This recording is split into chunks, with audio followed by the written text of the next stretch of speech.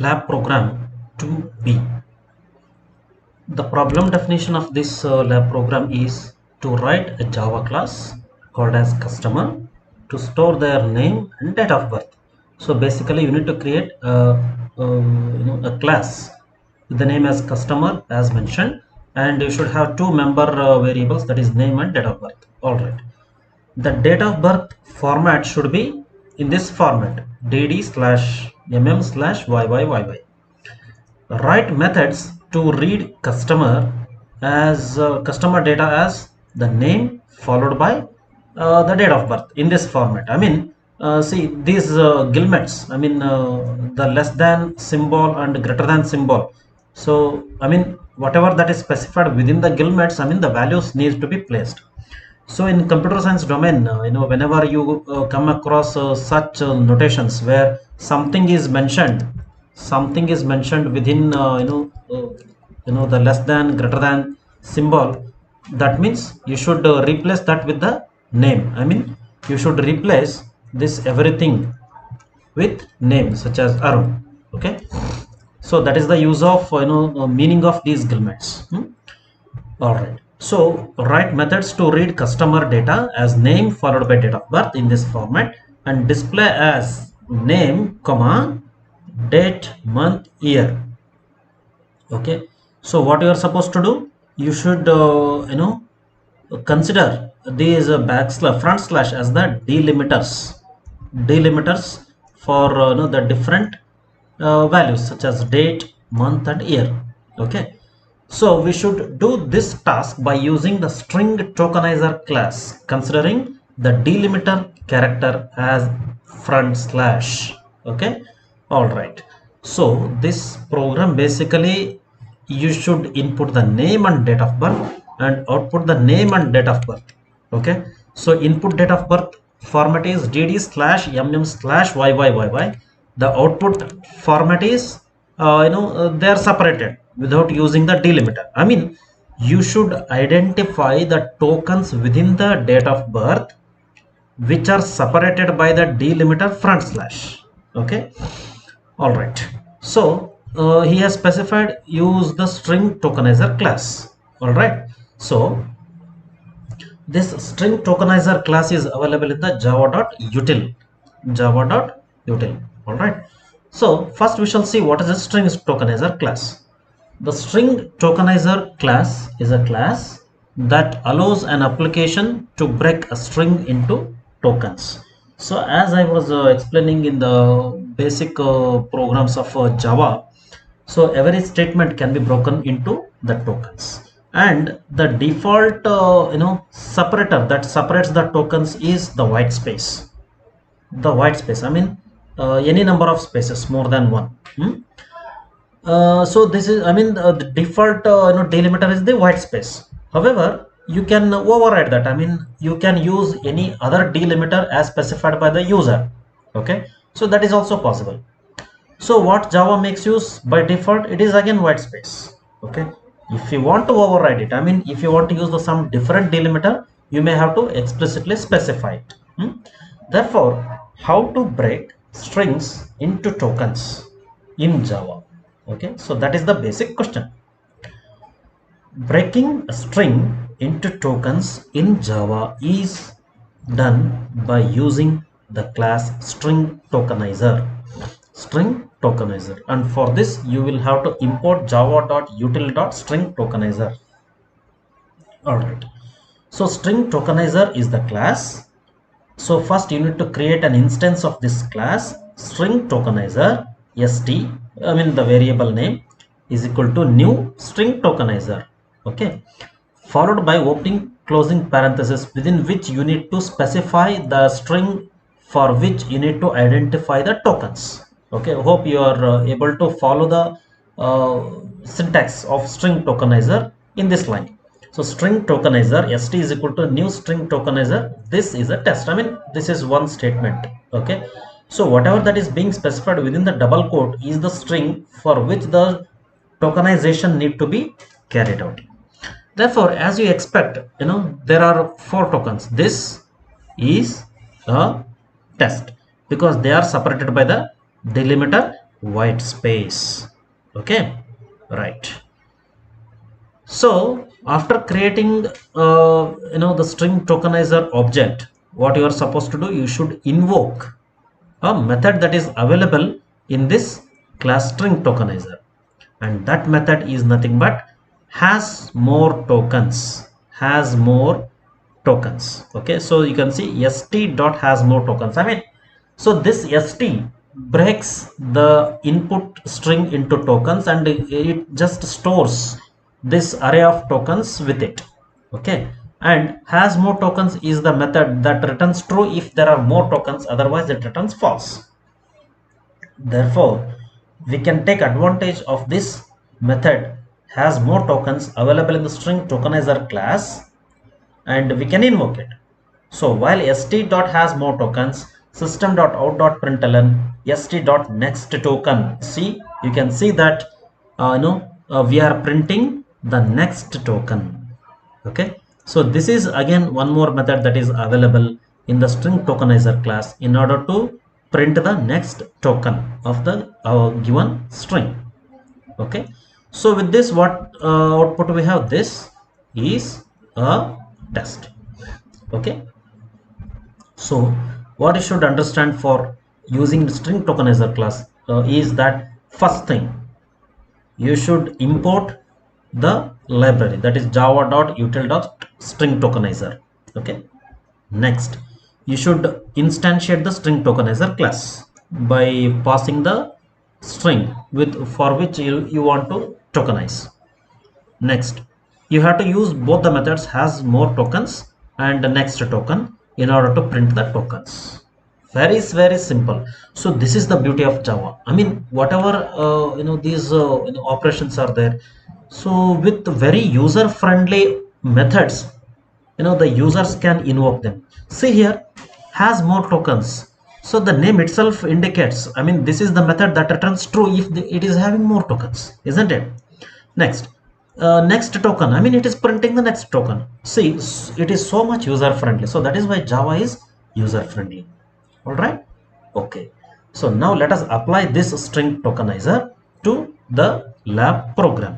Okay, right, since we need to input the name and date of birth, I will import java.util.scanner, then util.string tokenizer. Next, as per the problem definition, we have created class customer. So this class customer consists of the string name and the string date of birth. Right. Next, the constructor where we pass the name and date of birth, and this is the super class. I mean, you can omit this for the time being. That does not make the difference, as we have explained in the previous program. So since this argument and the argument of the constructor and the variable name are same, you can make use of this keyword, so that this dot name refers to the variable which you have declared as a member variable of this class. And this name is nothing but the name that we have received as a parameter. Next, this dot date of birth is equal to date of birth. All right, done. Next, so even user may invoke this customer without any parameters. All right, so that is also one constructor where we do nothing, we don't assign anything here. Okay, all right. And why this constructor is required? So why this constructor is required, please look at the problem definition. We need to write the methods to read the customer data. Okay, so in order to read the customer data, so in order to read the customer data, yes, we have one method here. Okay, so earlier what we had done, what we used to do in the sample programs or the termworks, you just recall that this reading the customer, I mean, initialization, we had done it through the constructor, but this time he is explicitly asking for a method to read the customer data. Okay, so in that case, since you need to create the objects of this class, but you should not initialize using the constructor, what you can do, then you can invoke a plain with constructor without having any arguments, so that we will not be doing initializations, but we will be able to create the objects. Once we are able to create the objects, then we can invoke the methods, isn't it? So we can invoke the method read data, we can invoke the method display data. So that is why this constructor is there. All right. Okay. Next, read data, string name, date of birth. So this dot name is equal to name, and this dot date of birth is equal to date of birth. All right. So that is what we have done. In line with the problem definition. Next, for display data, so he is asking for displaying the data. So the string, you can see that the string tokenizer st is equal to new string tokenizer class. So this dot date of birth. Okay, so you can just compare this against the syntax for the string tokenizer class. So here we have to pass the string within the double quotes, and alternatively you can pass the variable that holds the string data. So in this case, date of birth. Okay. Next, so in this format there is no second argument. Okay, so here the default delimiter is the white space. However, if you want to use the another delimiter, you can specify as the second argument to this string tokenizer constructor by passing the symbol which you would like to use it as a delimiter. Okay, and that is specified within the double quotes. Understood? So the string tokenizer now takes two arguments. First argument is the string which need to be tokenized. Second argument is the character which need to be used as the delimiter. All right, that's the difference. Next, whatever the name that is being input, we are printing the name. Next, while st dot has more tokens, we are printing st dot next token. So it is the plain invocation of the methods available in the string tokenizer class. Right. Next, public. So this is the main class where we have scanner system.in. Enter your name. Name is equal to next line. Next, enter the date of birth in this format. So string date is equal to in dot next. Next, yeah, you can see now that customer is equal to new customer. So here we are not initializing the name and date of birth through the constructor, because that is not asked in the problem definition. In the problem definition they have asked an explicit method. So that is why we just created an object here. Okay, so once we have created an object, now I can invoke read data, right? Customer dot read data, so name comma date. So now I am passing that so that the values gets assigned, and similarly I am invoking display data. All right. So now with all this formulation, still you may get confused about this constructor, because when we have one constructor that does not accept arguments, however we have a separate method that invokes in a separate method that in order to initialize the values, then what is the necessity of this, right? Actually speaking, there is no necessity of this constructor. Okay, you can comment it, or better you can remove. Why it has been introduced is just for your understanding. Okay, why? Because even though say I create one more customer C2 is equal to new customer.